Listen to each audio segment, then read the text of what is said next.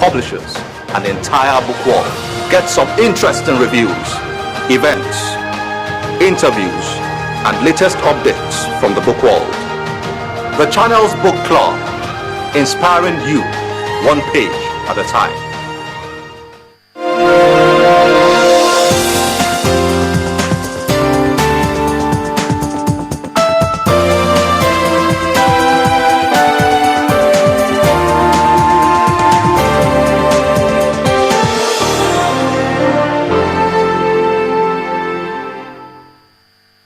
Life has just got easier. You stay connected to Channels TV, where news and innovations are shaping our world. Simply log on to channelstv.com to get the breaking news.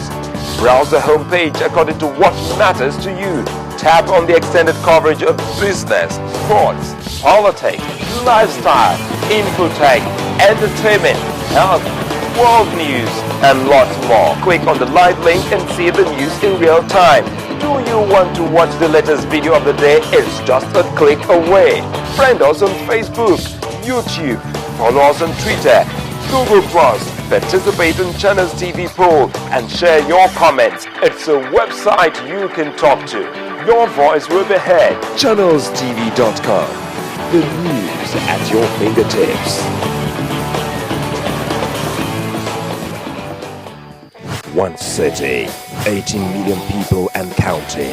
Over 18 million dreams of a better life, and a team tasked to bring those dreams to reality. What is their game plan? What goals have been achieved? Who are the players? Find answers on Deadline Makers, only on Channels Television.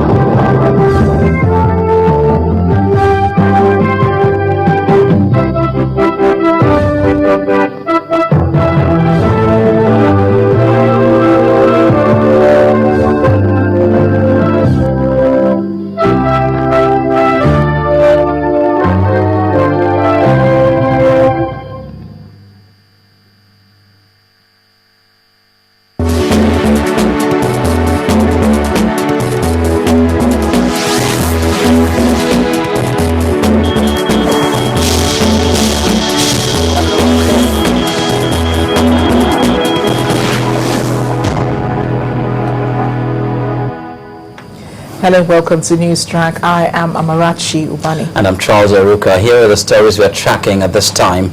The National Human Rights Commission has summoned officials of the Department for State Security, the Federal Capital Territory Administration, and the Defense Headquarters to appear before its committee next week, Thursday, over the killings in Apo, Abuja in September. The chairman of the commission, Professor Chidi Odinkalu, told reporters in Abuja that its decision to invite the parties involved is to ascertain if those killed in the uncompleted building were members of Boko Haram, as claimed by security operatives. Also received and considered an interim report of investigation in the case of global rights and Nasir against the Department of State Services concerning the alleged killing of 8 young men in Gudu near Apo, Abuja in September 2013 by alleged operatives of the Department of State Services. With respect to this case, Counsel A identified 3 issues that arise to be determined as follows. 1.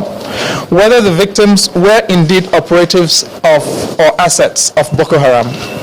Secondly, whether, taking account of all the circumstances, the force applied in the operation was proportionate to any threat identified or directed at the security operatives or the general public. And 3, whether in the circumstances the killing was lawful or unlawful.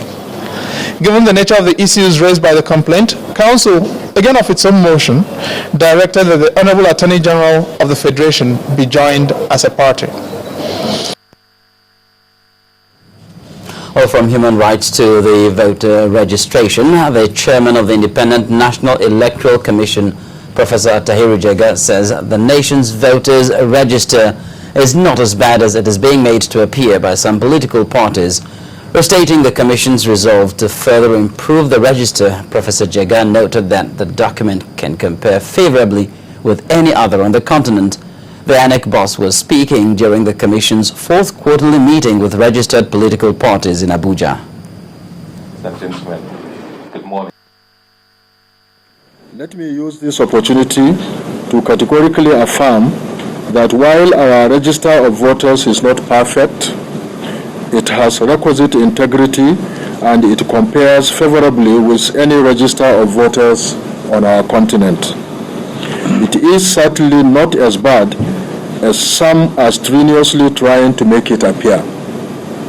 Nonetheless, we have to keep on improving upon it, and we have planned to keep doing so through the continuous voter registration processes.